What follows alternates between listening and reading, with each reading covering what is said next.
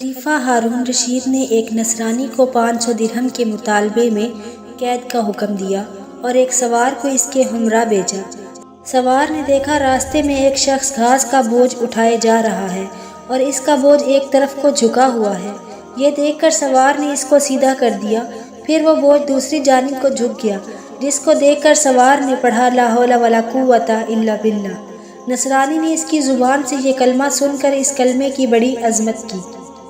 یہ دیکھ کر سوار نے اس نصرانی سے کہا کہ جب تم اس کلمے کی اس قدر عظمت کرتے ہو اور اس کو اتنا بابرکت سمجھتے ہو تو اللہ تعالیٰ پر ایمان کیوں نہیں لاتے، جس کے نام کی عظمت سے اس کلمے کو یہ برکت حاصل ہوئی ہے؟ اس پر نصرانی نے جواب دیا کہ میں نے اس کلمے کو آسمان کے فرشتوں سے سیکھا ہے۔ یہ سن کر سوار کو بہت تعجب ہوا اور سوار نے خلیفہ کی خدمت میں حاضر ہو کر تمام واقعات بیان کیے تو خلیفہ نے نصرانی کو بلوا کر دریافت کیا، آخر تو نے یہ کلمہ فرشتوں سے کس طرح سیکھا ہے؟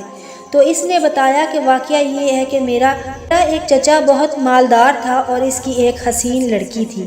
میں نے اس چچا زاد بہن کے لیے اپنے نکاح کا پیغام دیا، جس کو میرے چچا نے منظور نہ کیا اور اس کا نکاح دوسری جگہ کر دیا۔ چنانچہ شب زواف میں اس کے شوہر کا انتقال ہو گیا۔ میں نے پھر اس سے نکاح کی درخواست کی مگر اس نے اب بھی میری درخواست منظور نہ کی اور دوسری جگہ اس کا نکاح کر دیا۔ اس کا وہ شوہر بھی اسی طرح شب زواف میں بیوی کے پاس گیا تو مردہ پایا گیا۔ پھر تیسرے شخص سے اس کا نکاح ہوا اور اس کے ساتھ بھی یہی واقعہ پیش آیا۔ اس کے بعد چوتھی مرتبہ میں نے پھر اپنے عقد کا پیغام دیا تو مجبوراً چچا نے اس لڑکی کا عقد مجھ سے کر دیا، کیونکہ متواتر ان حادثات کے بعد کوئی دوسرا اس لڑکی سے عقد کرنے کو تیار نہ تھا۔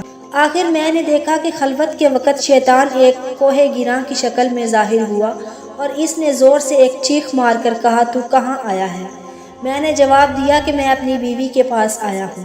تو وہ شیطان کہنے لگا کہ تجھے معلوم نہیں میں نے اس کے پہلے شوہروں کے ساتھ کیا معاملہ کیا؟ میں نے جواب دیا مجھے معلوم ہے۔ یہ سن کر وہ شیطان کہنے لگا، اگر تو اس بات پر راضی ہو کہ یہ عورت رات کو میرے لیے ہو اور دن کو تیرے لیے تو بہتر ہے، ورنہ میں تجھے بھی مار ڈالوں گا۔ میں نے اس کی بات کو منظور کر لیا اور اس طرح ایک مدت گزر گئی۔ تو ایک روز شیطان نے مجھ سے کہا کہ آج میں رات کو مولا اعلیٰ کی باتیں چوری چوری سننے جاؤں گا۔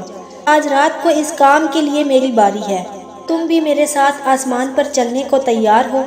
میں نے جب اس پر اپنی رضامندی کا اظہار کیا تو شیطان نے ایک بڑے اونٹ کی شکل اختیار کر کے مجھ سے کہا کہ میری پشت پر مضبوطی سے سوار ہو جانا۔ جب میں اس پر سوار ہو گیا تو وہ شیطان ہوا میں اڑنے لگا۔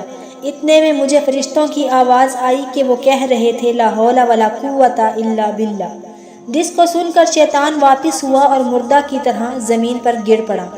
میں بھی اس کے قریب ہی جا گرا۔ جب کچھ دیر کے بعد اس کو ہوش آیا تو کہنے لگا کہ تم اپنی آنکھیں بند کر لو۔ میں نے اپنی آنکھیں بند کر لیں۔ اس کے بعد جب میں نے آنکھیں کھولیں تو کیا دیکھتا ہوں کہ میں اپنے گھر کے دروازے پر موجود ہوں۔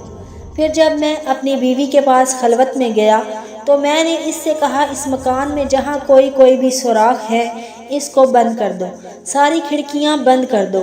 اس نے ایسا ہی کیا۔ چنانچہ جب رات کو شیطان گھر میں داخل ہوا تو میں نے دروازہ بند کر دیا اور باہر سے دروازے کی طرف منہ کر کے پڑھنا شروع کیا لا حول ولا قوت الا باللہ، جو میں نے فرشتوں سے سن کر یاد کر لیا تھا۔ اتنے میں نے ایک سخت آواز سنی، پھر دوسری اور تیسری مرتبہ یہی کلمات پڑھے تو اس کے بعد بیوی نے مجھے پکارا کہ اندر آ جاؤ۔ جب میں اندر گیا تو بیوی نے بیان کیا کہ تم نے پہلی مرتبہ لا حول ولا قوت الا باللہ پڑھا تھا تو شیطان نے یہاں سے بھاگنے کا راستہ تلاش کیا مگر اسے کوئی راستہ نہیں ملا۔ جب دوسری مرتبہ تم نے لا حول ولا قوت الا باللہ پڑھا تو آسمان سے ایک آگ نے اتر کر شیطان کو گھیر لیا، اور جب تیسری مرتبہ تم نے لا حول ولا قوت الا باللہ پڑھا تو اس آگ نے شیطان کو جلا کر راکھ کر دیا اور اللہ تبارک و تعالیٰ نے ہمیں اس سے نجات دے دی۔ خلیفہ ہارون رشید نے نصرانی کی زبان سے یہ واقعہ سن کر اس کو آزاد کر دیا اور وہ 500 درہم بھی معاف فرما دیے جن کے عوض اس کو قید کیا گیا تھا۔ اس واقعے سے ہمیں یہ سبق ملتا ہے کہ یہ تمام برکت کلمہ لا حول ولا قوت الا باللہ کی تھی، جس کے پڑھنے سے یہ سب برکت ظاہر ہوئی۔ اللہ تعالی ہمیں بھی اس کی عظمت جان کر اس کا کثرت سے ورد کرنے کی توفیق عطا فرمائے، آمین۔